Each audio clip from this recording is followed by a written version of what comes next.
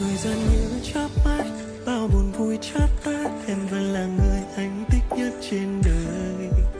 Dẫu vạn vật có đổi rời, trời đất đổi thay, vẫn chọn cầm đôi tay em. Cảm ơn em đã đến, chẳng ngày bao trống tranh, cơ thể cùng anh những tháng năm thanh xuân.